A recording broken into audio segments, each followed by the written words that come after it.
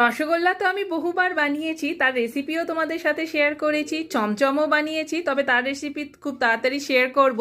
কিন্তু রসমালাই আমি জীবনে প্রথমবার বানালাম আর প্রথমবারই সাকসেসফুল হয়েছি। এত সফট হয়েছে, এত রসালো হয়েছে যে কি বলবো। তো একটা তোমাদেরকে লাস্টে আমি ভেঙেও দেখাবো, দেখলেই বুঝতে পারবে যে মিষ্টিটা কতটা সুন্দর হয়েছে। তো আমি যেভাবে বানাচ্ছি সেই পদ্ধতি যদি ফলো করো তাহলে একদম পারফেক্ট রসমালাই রেডি হবে। আর কোনো রকম টেনশনের নেই, এটা রসমালাইটা বানাতে গিয়ে একদম ভয় পেও না, দারুণভাবে এটা তৈরি হবে। তো চলো রেসিপিটা শেয়ার করি। পুরো প্রসেসে আমি 1.5 লিটার ফুল ফ্যাট দুধ নিয়েছিলাম, যে দুধটা কিন্তু আগে থেকেই গরম করে তারপর ঠান্ডা করে ফ্রিজে রাখা ছিল, তো সেই দুধটাই আমি নিয়েছিলাম। তো 1 লিটার দুধে আমি এখানে ছানা বানিয়ে নেব ভিনিগার দিয়ে, তারপরে কাপড়ে পুটলির মতো করে এটাকে ঝুলিয়ে রেখে দিয়েছিলাম বেসিনের কল আছে যেখানে সেখানে। তারপর আমি 1 ঘন্টা পর সেই ছানাটাকে নিয়ে টেনে টেনে এটাকে মেখে নেব। 2 চামচ মতো এখানে ময়দা দিয়ে তারপরে আবারও এটাকে ছানাটাকে ভালো করে স্ট্রেচ করে করে মাখবো। তারপরে দেখো আমি যেরকম শেপ দিয়েছি ওভাল, সেরকম শেপ করেছি। এবারে চিনির রসটা বানাবো। 1 বাটি চিনিতে 3 বাটি জল দিয়েছি। চিনিটা জাস্ট মেল্ট হবে তখন এই রসগোল্লাগুলো এখানে আমি ছেড়ে দেব। তারপরে ঢাকা দিয়ে দেবো। প্রথমে মিডিয়াম টু হাই আঁচে 5 থেকে 6 মিনিট রাখবো। তারপরে ঢাকা খুলে দিয়ে মিষ্টিগুলো খুব সাবধানে উল্টে নেব।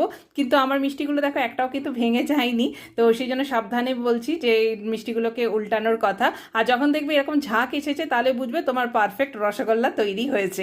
এই স্টেজে রসগোল্লা হিসাবে মিষ্টিগুলোকে খেতে পারো। তো প্রথমে কিন্তু মিডিয়াম আছে তোমার 5 মিনিট, তারপর কিন্তু আবারও ঢাকা দেওয়ার পর 5 মিনিট, তারপর এটাকে লো আঁচে আরও 5 মিনিট, টোটাল তোমার 12-13 মিনিট মতো রাখতে হবে, কি 15 মিনিট গ্যাসের মধ্যে তোমাকে রসগোল্লাটা হতে হবে। তারপর এটাকে ঠান্ডা হতে রেখে দিয়েছি। ঠান্ডা একদম হয়ে গেলে তখন মিষ্টি থেকে রসটাকে নিংড়ে নিয়ে মিষ্টিগুলোকে আলাদা পাত্রে রেখে নেব।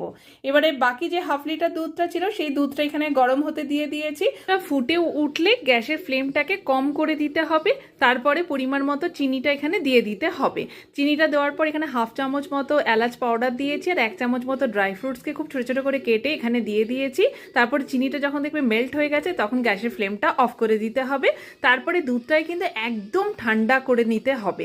ঠান্ডা হয়ে যাওয়ার পর ওই মিষ্টিগুলোর উপরে, যেটা আমি রস থেকে উঠিয়ে রেখেছিলাম, তার উপরে কিন্তু দুধটা দিয়ে দিতে হবে। তারপর এইভাবে মিষ্টির সাথে দুধটাকে ছেড়ে দাও 1 ঘন্টা মতো।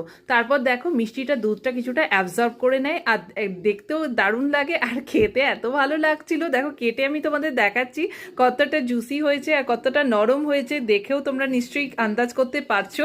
তো আবার দেখা হবে অন্য একটা ভিডিওতে।